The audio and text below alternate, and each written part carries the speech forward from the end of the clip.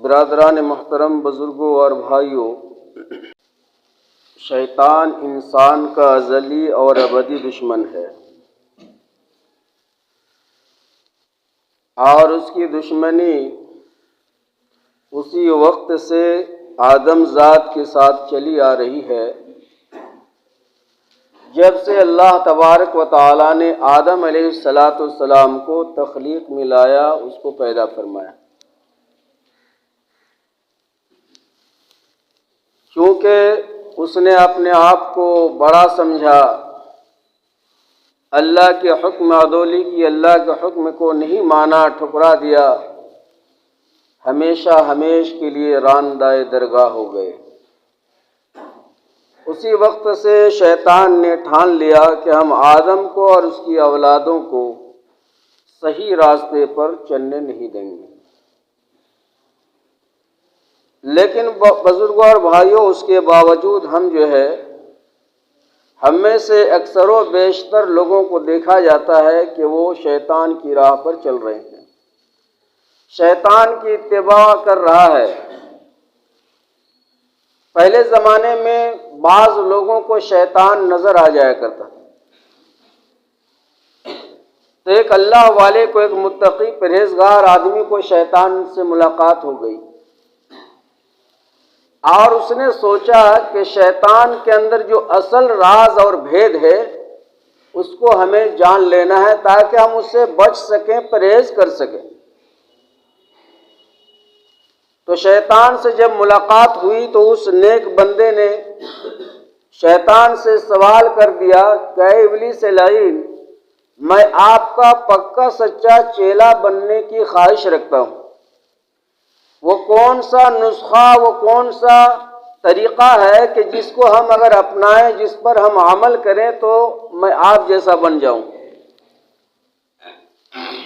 تو شیطان تو پہلے گھبرایا کہ اس طرح کے سوالات تو انسانوں نے آج تک مجھ سے کسی نے بھی نہیں کیا، کہیں تمہاری نیت میں گڑبڑی تو نہیں ہے، کہیں تم میرے استاد تو نہیں نکل جاؤ گے نا، دھوکہ میں تو نہیں ڈال دو گے مجھے؟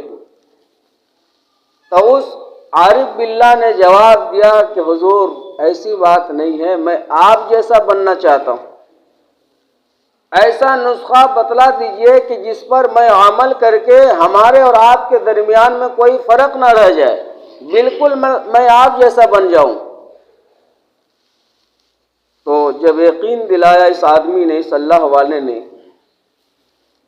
تو وہ بتلانے پر مجبور ہو گیا، اور یقین کر لیا اس شیطان نے کہ واقعی یہ میرا چیلا بننا چاہتا ہے۔ تو شیطان نے اپنے راز کی بات بتلا دی کہ دیکھو، دو کام اہتمام کے ساتھ کرنا، پھر تم میں اور مجھ میں ذرہ برابر بھی فرق نہیں رہ جائے گا۔ وہ دو کام کیا ہے؟ پہلا کام تم کو یہ کرنا ہے کہ باتوں باتوں پر جھوٹ کا استعمال کرنا ہے، ہر بات میں جھوٹ، اٹھتے بیٹھتے چلتے پھرتے کھاتے پیتے جھوٹ کا استعمال کرنا، یعنی سچ بولنا ہی نہیں ہے۔ یہ ایک پہلا طریقہ ہے۔ اور دوسرا نسخہ میں یہ تم کو بتلانے جا رہا ہوں، وہ ہے نماز کا چھوڑنا، نماز پڑھنا نہیں، پوری زندگی میں ایک بھی نماز مت پڑھنا، یہاں تک کہ عیدین کی نماز بھی مت پڑھنا۔ بس یہ دو کام تم کر لو، پھر مجھ میں اور تجھ میں کوئی فرق نہیں رہ جائے گا۔ اس اللہ والے نے کہا کہ خدا کی قسم آج کے بعد میں زندگی بھر زندگی میں کبھی بھی یہ دو کام نہیں کروں گا۔ شیطان کو بھی دھوکہ دے دیا، شیطان نے بھی عہد کر لیا کہ آج کے بعد میں کسی کو بھی اپنے دل کی راز اور دل کی بات نہیں بتلاؤں گا۔ تو میرے محترم بزرگ اور دوستو، آج ہمارا نوجوان طبقہ شیطان کی اتباع کر رہا ہے۔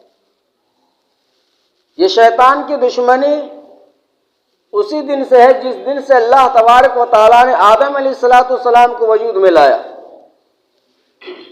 لیکن ہم شیطان کی اتباع کر رہے ہیں، اور یہ شیطان کسی کو چھوڑتا نہیں۔ جاہلوں کو، بے پڑھے لکھے لوگوں کو بہکانا، اپنے جال میں پھنسانا، یہ تو شیطان کے لیے آسان کام ہے، لیکن یہ عالموں کو بھی نہیں چھوڑتا ہے۔ بڑے بڑے اولیاء کرام کے پاس بھی یہ جاتا ہے، اس کو بہکاتا ہے۔ آپ نے نام سنا ہوگا، مشہور نام ہے، پیران پیر دستگیر حضرت شیخ عبد القادر جیلانی رحمۃ اللہ علیہ کے نام نامی آپ نے سنا ہوگا۔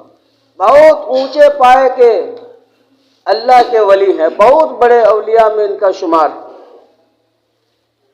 اور یہ صرف اللہ کے ولی ہی نہیں تھے، بلکہ بہت بڑے فقیہ تھے، مجاہد تھے، مفسر تھے، محدث تھے،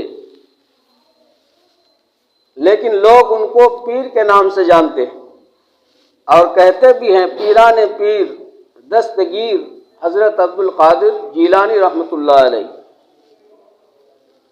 یعنی کہ علم ان کا جو ہے ڈھک گیا، چھپ گیا، اور صوفیت کا جو رنگ ہے وہ جو ہے غالب آ گیا۔ اور ایسا ہوتا ہے، ایک آدمی ڈرائیورنگ سیکھا ہے، ڈرائیور ہے، وہ اس کو ڈرائیور کا لائن اچھا نہیں لگ رہا، اس میں انکم نہیں ہو رہا ہے، وہ چھوڑ دیتا ہے گاڑی چلانا، پھر وہ ایک کپڑا دکان کھول لیتا ہے، اس میں اس کی انکم اچھی ہوتی ہے، وہ اس میں ترقی کر گیا، اسی کو اپنا جو ہے پیشہ بنا لیا، تو وہ انسان جو ہے سلیم ڈرائیور سے وہ سلیم کپڑے والے بن جاتا ہے۔ حالانکہ ڈرائیور وہ ابھی بھی ہے، گاڑی چلانا اسے آتا ہے، مگر چونکہ کپڑا دکان جو ہے غالب آ گیا تو ڈرائیور والا جو ہنر تھا وہ چھپ گیا، لوگوں کو معلوم نہیں کہ یہ کپڑا والے بھائی سلیم بھائی جو ہے ڈرائیور بھی ہیں، لوگوں کو معلوم نہیں۔ اس کے دور کے جو لوگ ہیں ان کو تو معلوم ہوگا کہ یہ ڈرائیور بھی ہے، لیکن بعد میں آنے والے نسل یہی سمجھیں گے کہ ان کا جو ہے کپڑا دکان ہے اور شروع سے ہی ان کا پیشہ ہے، تو یہ پیر سے مشہور ہو گئے۔ حالانکہ بہت بڑے فقیہ تھے، مفسر تھے، محدث تھے، یہاں تک کہ بعض علماء نے لکھا ہے کہ جیسے کہ امام ابو حنیفہ اور امام احمد بن حنبل اور امام مالک اور امام شافعی یہ امام ہیں چاروں بڑے بڑے، تو اسی طریقے سے یہ شیخ عبد القادر جیلانی بھی ایک امام ہے۔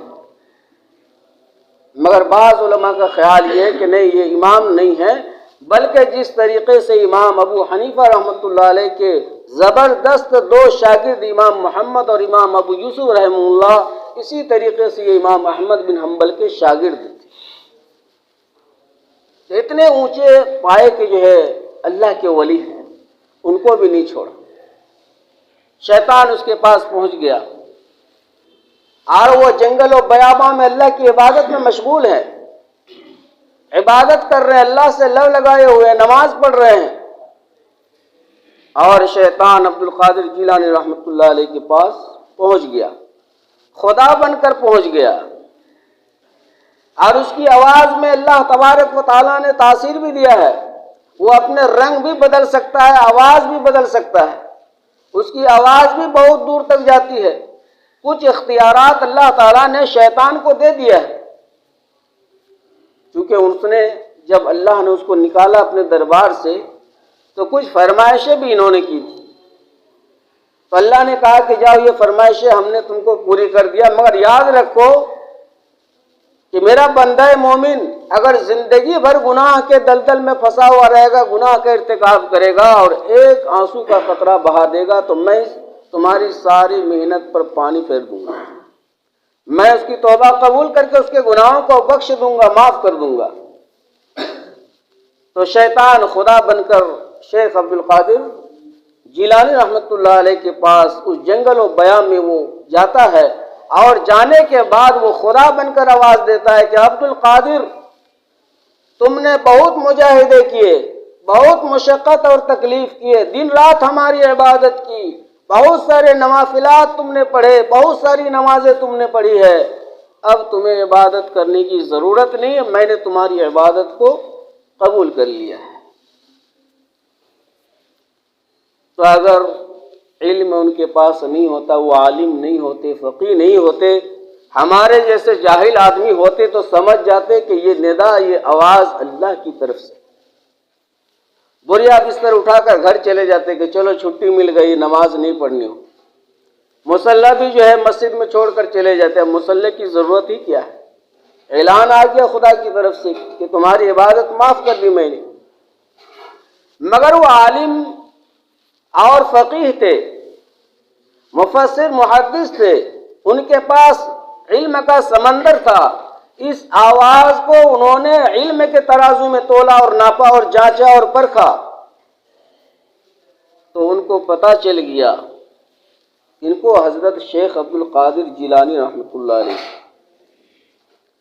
کہ وہ نماز جس کو اللہ تبارک و تعالیٰ نے نبیوں پر معاف نہیں کیا، وہ نماز جس کو اللہ تبارک و تعالیٰ نے صحابہ کے لیے معاف نہیں کیا، وہ نماز جس کو تابعین پر معاف نہیں کیا اللہ تبارک و تعالیٰ نے، وہ نماز جس کو تبع تابعین کے لیے معاف نہیں کیا، وہ نماز جس کو اللہ کے ازواج، اللہ کے رسول جناب محمد عربی صلی اللہ علیہ وسلم کے ازواج مطہرات پر معاف نہیں کیا، آپ کے پیارے نواسے پر معاف نہیں کیا میدان کربلا میں، تو وہ نماز عبد القادر کے لیے کیسے معاف ہو سکتی؟ پتہ چلا کہ یہ آواز خدا کی آواز نہیں، یہ شیطان لعین کی آواز. علم کی ترازو میں انہوں نے اس بات کو، اس آواز کو وزن کر لیا، پرکھ لیا، جانچ لیا. کہنے لگے کہ مردود شیطان رجیم، جلدی یہاں سے بھاگ جا، تو خدا نہیں، تو شیطان ہے جو میری عبادت پر، میرے علم پر تو ڈاکہ ڈالنے کے لیے یہاں پر آیا ہے. شیطان جاتے ہوئے کہتا ہے، پھر ایک حملہ کرنے کی کوشش کرتا ہے کہ اس کو جو ہے اپنے جال میں پھنسانا بہت مشکل کام ہے. یہ عالم ہے، یہ سمجھ گیا، یہ پرکھ لیا اپنے علم کی روشنی میں. پھر ایک حملہ کرنا شروع کر دیا اور جاتے ہوئے شیطان لعین کہتا ہے کہ عبد القادر جاؤ، تمہارے علم نے تجھے بچا لیا، تمہارے علم نے تجھے بچا لیا. پھر عبد القادر جیلانی رحمۃ اللہ علیہ نے ذرا ٹھنڈے دماغ سے سوچا اور سمجھا اور پرکھا کہ اس میں بھی گمراہی اور ضلالت ہے. اگر میں یقین کر لوں کہ میرا علم نے مجھے بچا لیا تو یہ بھی ایک شرک ہے. تو پھر انہوں نے جواب دیا کہ شیطان لعین، میرے علم نے مجھے نہیں بچایا بلکہ میرے خدا نے مجھ کو بچایا ہے. تو میرے محترم بزرگ اور دوستو، شیطان کسی کو چھوڑتا نہیں ہے. وہ آج ہم لوگ شیطان کا اتباع کرتے ہیں. سب معلوم ہے کہ نماز چھوڑنا کیا چیز ہے، حرام کھانا کیا چیز ہے، رسول کے سیرت اور سنت کو پامال کرنا کیا چیز ہے، سب کچھ معلوم ہے. مگر اس کے باوجود ہم شیطان کو خوش کرنے میں لگے ہوئے. رحمان ناراض ہو جائے کوئی حرج کی بات نہیں، چاہے وہ 20 لائن سے بھی ہو. شادی بیاہ کے مواقع ہوں، سارے انسان خوش ہوں، سارے خاندان والے ہم سے خوش رہیں، سارے رشتہ دار خوش رہیں، ہمارے اڑوس پڑوس خوش ہو جائیں، پوری دنیا والے ہم سے خوش ہو جائیں، خدا اور خدا کے رسول ناراض کیوں نہ ہو، اس سے ہم کو کوئی فرق نہیں پڑتا ہے. شادی ہم کو دھوم دھام سے کرنا ہے، چاہے اللہ اور اللہ کے رسول ناراض ہو جائے کوئی حرج کی بات نہیں. اس طرح معاشرے میں مشاہدہ ہے، دیکھا جا رہا ہے. عقد مصنون عقیقہ کرتے ہیں، اس میں بھی جو ہے عجیب طرح کا اپنی شریعت کو جو ہے داخل کر دیتے ہیں. نکاح میں شریعت کو سائیڈ میں کر دیتے ہیں اور اپنی شریعت چلاتے ہیں. شریعت کے اندر نکاح میں جو ہے ولیمہ کرنا یہ سنت رسول ہے، اس میں تکلف کرنے کی ضرورت نہیں ہے. جو اللہ نے دیا ہے آپ 10 آدمی 5 آدمی، یہاں تک کہ حدیث پاک میں لکھا گیا ہے، واقعات روایت آتا ہے کہ ایسا بھی ولیمہ دیکھا گیا کہ صحابہ کرام نے شادیاں کی مگر حضور اقدس صلی اللہ علیہ وسلم کو دعوت تک پتہ نہیں، ان کو دعوت تک دینا ضرورت نہیں سمجھا، جبکہ نبی کریم صلی اللہ علیہ وسلم کی ذات اقدس پر صحابہ کرام جو ہے جان قربان کرنے والے اور لٹانے والے شخصیات کا نام صحابی ہے. حضرت عبد الرحمن بن عوف رضی اللہ تعالیٰ عنہ شادی کر لیتے ہیں، ہمارے نبی کو پتہ نہیں، کپڑے میں دیکھا کہ خوشبو کا رنگ جو ہے لگا ہوا ہے تو اس سے پہچان لیا کہ اس نے شادی کر لی. پوچھا گیا تو فرمایا کہا یا رسول اللہ صلی اللہ علیہ وسلم میں نے رات کو شادی کر لی۔ آج شادی بیاہ کے نام پر کارڈ چھپائی میں جو ہے بے شمار فضول خرچیاں کی جاتی ہیں۔ صرف دیکھنے سننے میں جو ہے اتنی خرچیاں اور اتنا فضول خرچی ہم لوگ کرتے ہیں کہ اس میں 2-4 شادیاں پار ہو جائیں، لیکن وہ ہماری شریعت، اس میں مزہ ہے، اس میں لذت ہے، اس میں شہرت ہے، اس میں نام و نمود ہے۔ اور شریعت کے مطابق اگر ہم شادی کریں گے، شریعت کے مطابق اگر ہم اپنے کیا کہتے ہیں مسنون اور اسی طریقے سے عقیقہ یا جو بھی عبادات ہیں کریں گے تو اس میں نام نہیں، اس میں شہرت نہیں ہے۔ تو میرے محترم بزرگ اور دوستو، ہمیں اللہ اور اللہ کے رسول کی اتباع کرنا ہے۔ ہماری کامیابی اور فلاح و بہبودگی اللہ اور اللہ کے رسول کی اطاعت اور تابعداری میں ہے، شیطان کی اطاعت اور تابعداری میں نہیں ہے۔ شادی بیاہ کے موقع پر بعض لوگ تو ولیمہ کرتے ہی نہیں ہیں۔ کیوں؟ بہت بڑا وہ بوجھ اس کو سمجھتا ہے، اور بوجھ ہم لوگوں نے بنا لیا ہے۔ ظاہر سی بات ہے کہ اگر ولیمہ کا ہم انتظام کریں تو 10-20-30 ہزار روپے کے اخراجات بیٹھ جائیں گے، کہاں سے ہم لائیں گے 30,000 روپے؟ شریعت کو مشکل بنا لیا۔ دین یسر، دین ہمارا آسان ہے، بالکل آسان ہے۔ ایک صحابی نے شادی کیا، نبی کریم صلی اللہ علیہ وسلم سے ملاقات ہوتی ہے۔ آپ کو جب پتہ چلا کہ اس نے شادی کر لی تو آپ نے ارشاد فرمایا کہ ولیمۃ ولو بشاۃ، کہ اے میرے صحابہ ولیمہ کر لینا چاہے ایک بکری کیوں نہ ہو۔ یہ نہیں کہا بڑا سا پنڈال ہونا چاہیے، پورے 15 والوں کو دعوت دو تم اور پھر چیئر میں بینچ میں بیٹھا کے کھلاؤ۔ یہ اپنی شریعت ہے۔ ایسا بھی روایت میں آتا ہے کہ صحابی رسول شادی کرتے ہیں، ولیمہ کا پیسہ اس کے پاس نہیں ہے تو اس سنت کو کیسے ادا کریں گے؟